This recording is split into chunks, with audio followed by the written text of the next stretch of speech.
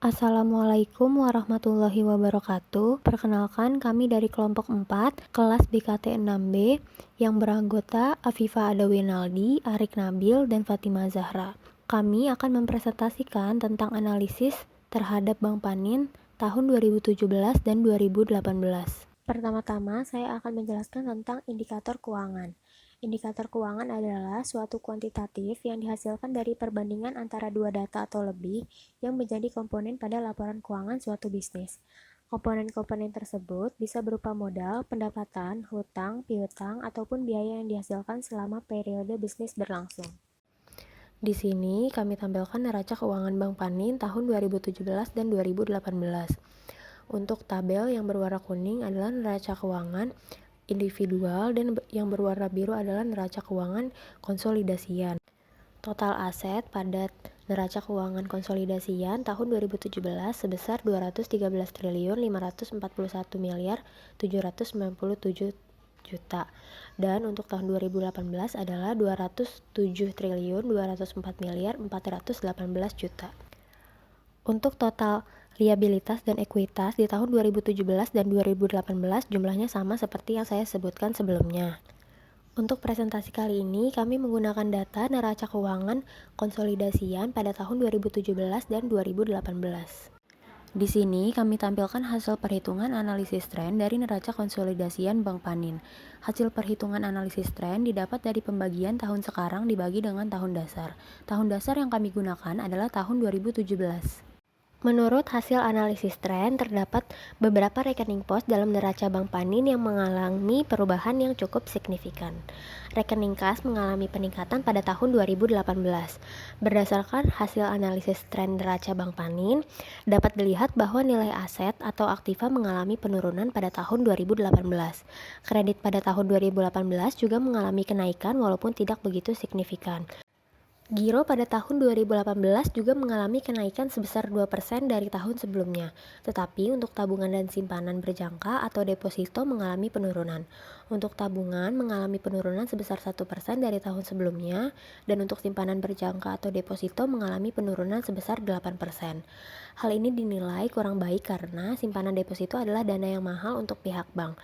Pinjaman yang diterima Bank Panin pada tahun 2018 mengalami kenaikan sebesar 17%. Laba tahun lalu untuk tahun 2018 juga mengalami penurunan sebesar 23% dari tahun sebelumnya, yaitu tahun 2017. Tetapi untuk laba tahun berjalan mengalami kenaikan pada tahun 2018 sebesar 29% dari tahun sebelumnya. Hal ini menunjukkan bahwa laba yang didapat dari kegiatan perbankan Bank Panin meningkat dan membaik. Selanjutnya adalah sumber dan alokasi dana. Sumber dana adalah dana yang diperoleh oleh bank dari pihak lain, sedangkan alokasi dana adalah menjual kembali dana yang diperoleh dari penghimpunan dana dalam bentuk simpanan. Di sini terdapat data untuk sumber dana dan alokasi dana di Bank Panin tahun 2017 dan 2018.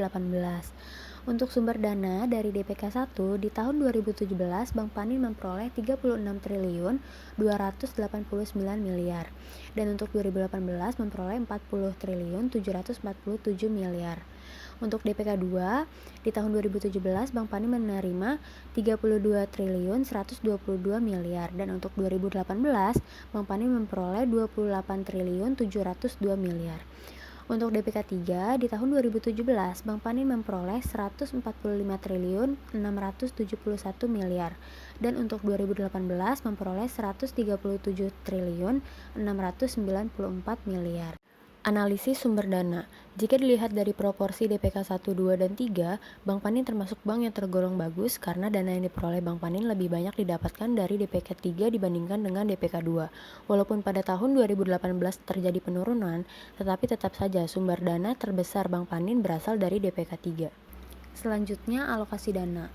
Alokasi dana untuk likuiditas di tahun 2017 sebesar 18 triliun 291 miliar dan 2018 adalah 15 triliun 871 miliar. Untuk profitabilitas di tahun 2017 sebesar 169 triliun 337 miliar dan 2018 adalah 163 triliun 390 miliar. Dan untuk operasional di tahun 2017 sebesar 25 triliun 913 miliar. Dan untuk 2018 sebesar 27 triliun 947 miliar. Analisis alokasi dana. Likuiditas pada tahun 2018 mengalami penurunan yang berarti bahwa likuiditas Bank Panin menurun diikuti dengan penurunan giro pada BI, giro pada bank lain, dan penempatan pada BI dan bank lain. Tetapi jika dilihat dari proporsi profitabilitas tahun 2017 dan 2018 jumlahnya sama. Bank Panin juga baik dalam operasional karena terjadi kenaikan pada tahun 2018 di dalam operasional, walaupun kenaikan tersebut tidak terlalu signifikan. Selanjutnya ada identifikasi dana. Yang pertama adalah sumber dana. Sumber dana ini dibagi menjadi 5, yaitu giro, tabungan, deposito, pinjaman, dan modal. Yang kedua adalah alokasi dana sesuai prioritas. Ini dibagi menjadi 5. Yang pertama adalah primary reserve, terdiri dari kas, giro BI, dan giro pada bank lain. Yang kedua adalah secondary reserve, terdiri dari surat berharga jangka pendek dan surat yang low risk. Yang ketiga adalah tertiary reserve, terdiri dari kredit. Yang keempat adalah portfolio investment, yang terdiri dari penyertaan, tagihan-tagihan, dan surat berharga jangka panjang. Yang kelima adalah fixed asset. Selanjutnya kami tampilkan pendekatan penggunaan dana bank. Ada 2, yaitu pool of funds approach dan asset allocation approach.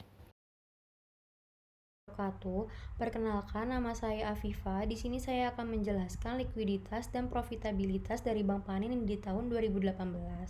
Sebelumnya, rasio likuiditas adalah gambaran posisi uang kas dan kemampuan suatu perusahaan untuk melunasi atau membayar kewajiban utang sesuai pada waktu jatuh tempo yang telah disepakati.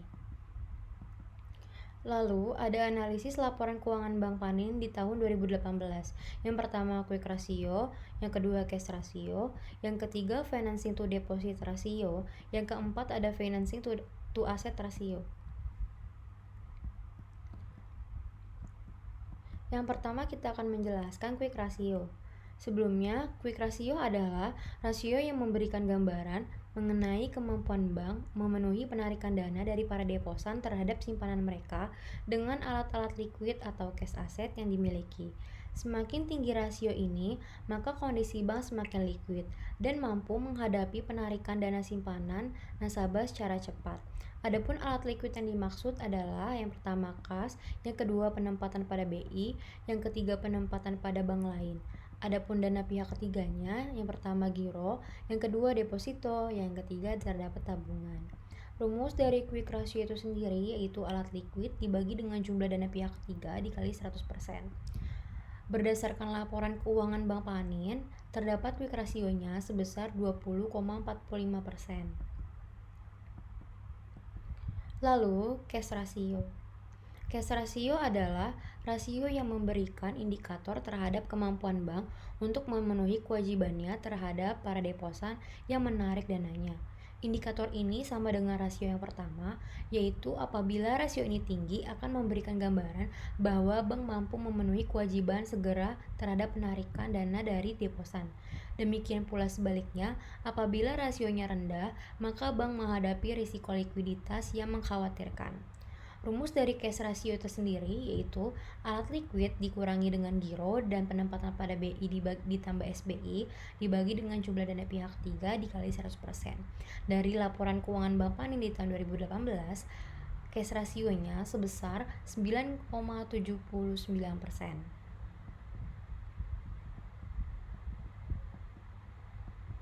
Lalu ada financing to deposit ratio. FDR adalah rasio untuk mengukur komposisi jumlah pinjaman yang diberikan dibandingkan dengan jumlah dana masyarakat atau dana pihak ketiga yang digunakan. Rasio ini menunjukkan salah satu penilaian liquid bank. Semakin tinggi rasio tersebut memberikan indikasi rendahnya kemampuan likuiditas bank yang bersangkutan. Hal ini disebabkan oleh jumlah dana bank yang diperlukan untuk membebani kredit menjadi semakin besar. Rumus dari financing to deposit ratio itu sendiri yaitu jumlah pembiayaan yang diberikan dibagi dengan jumlah dana pihak ketiga dikali 100%. Berdasarkan laporan keuangan Bank Panin di tahun 2018, financing to deposit rasionya sebesar 99,78%.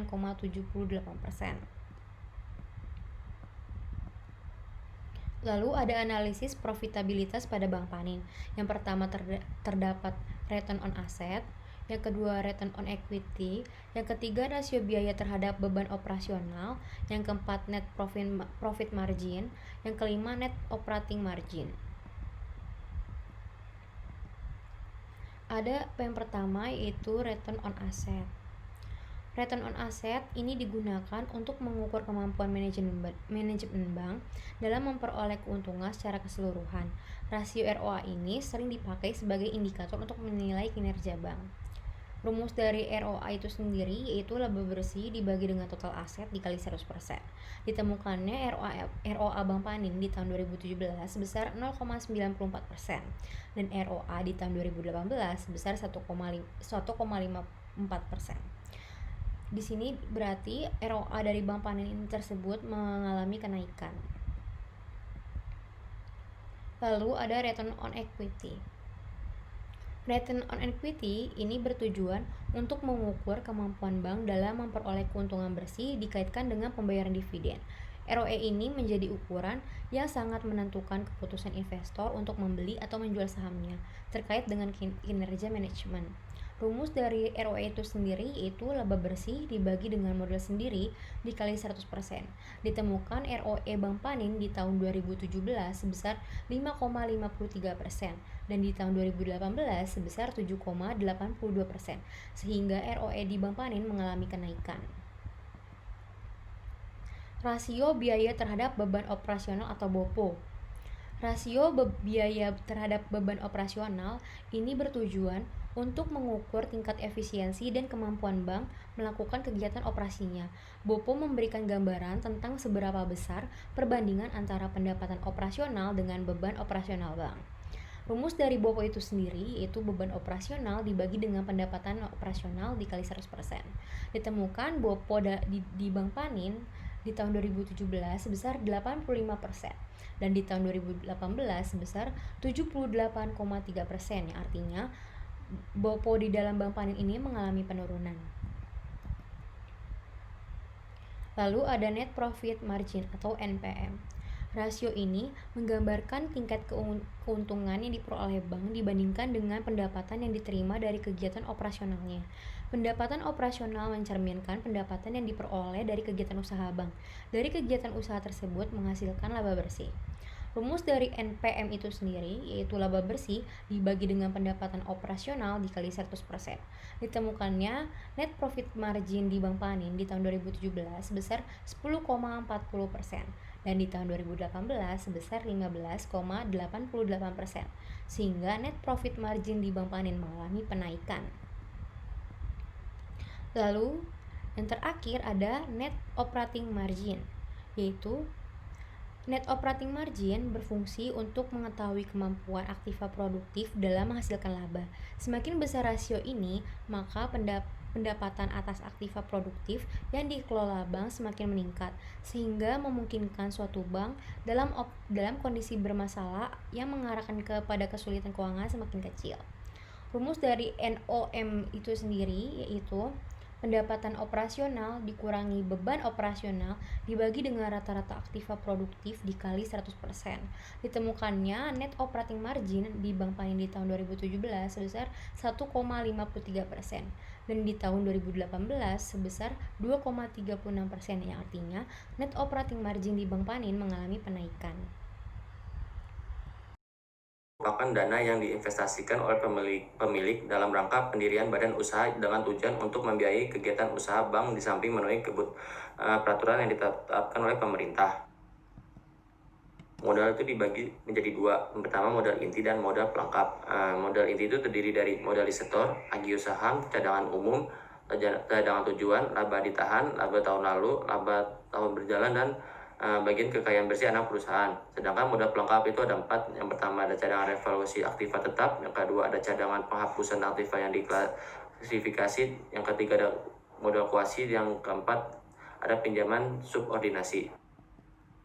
Di tahun 2017 modal inti dari Bank Panin itu sebesar 36,536 triliun, sedangkan di tahun 2018 sebesar 41,488 triliun. Terus ATMR dari Bank Penin itu totalnya di tahun 2017 sebesar 166 triliun dan di tahun 2018 sebesar 177 triliun.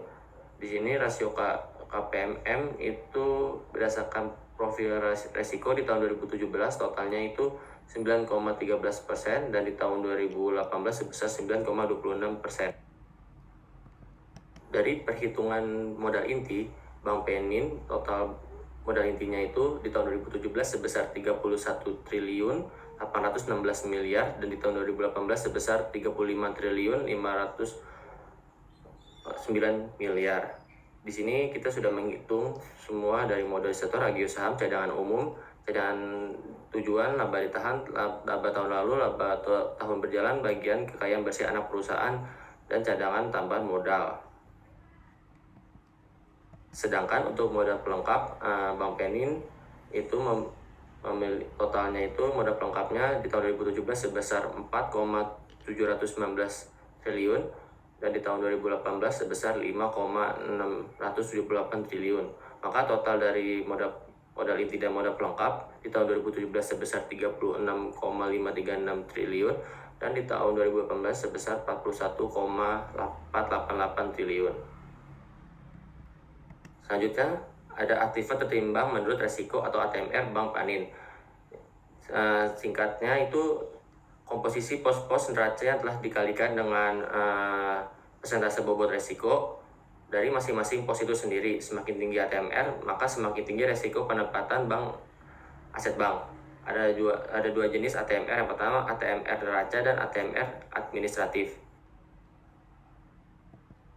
ATMR neraca itu yang pertama ada resiko 0% yaitu terdiri dari kas giro, terus surat-surat berharga dari BI dan pusat. Yang 20% itu terkait ada bank lain dan Pemda. Terus ada resiko 50% itu bank memberikan pinjaman kepada BUMN. Yang resiko 100% itu diberikan kepada pihak swasta atau surat berharga yang dimiliki diterbitkan oleh pihak swasta. Kredit yang dijamin oleh pihak swasta, penyertaan aset tetap dan aset lain-lainnya. Sedangkan kalau ATMR administratif itu memiliki sifat komitmen dan kontingensi. Komitmen itu transaksi yang memiliki akibat atas realisasi. Terus kalau kontingensi itu ada kayak bank garansi ke BUMN.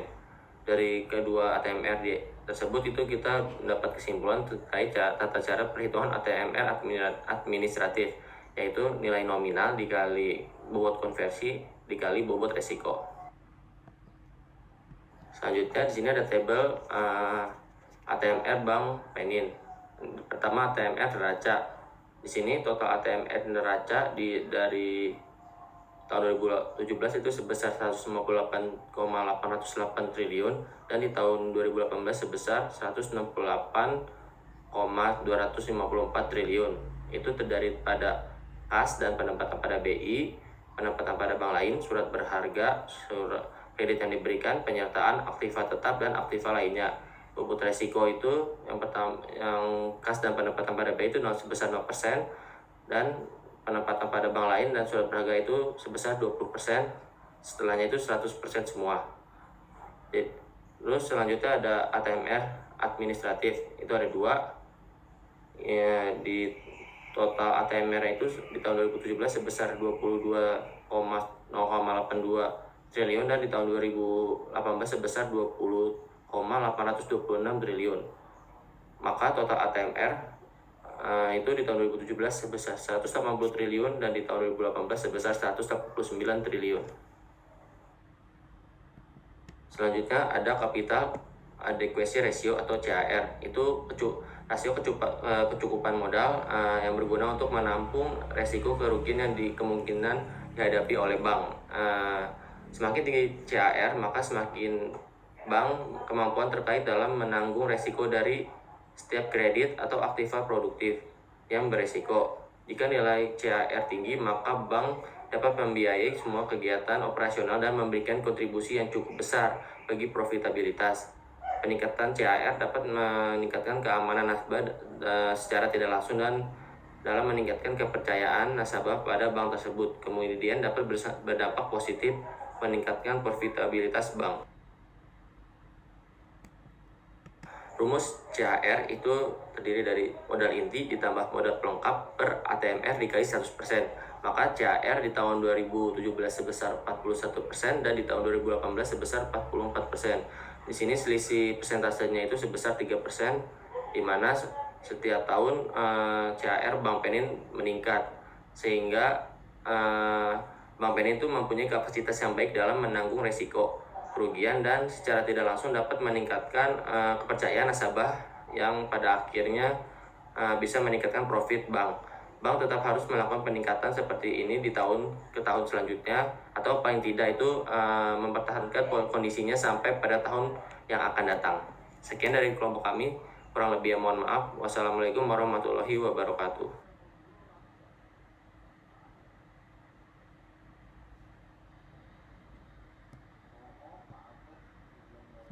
Dari GAR tersebut kita dapat penilaian tingkat kesehatan bank, bahwa tingkat kesehatan bank adalah penilaian kualitatif atas berbagai aspek yang berpengaruh terhadap kondisi atau kinerja suatu bank melalui penilaian kuantitatif dan atau juga penilaian kualitatif terhadap faktor-faktor pemodalan, kualitas aset, manajemen, rentabilitas, likuiditas, dan juga sensitivitas terhadap risiko pasar.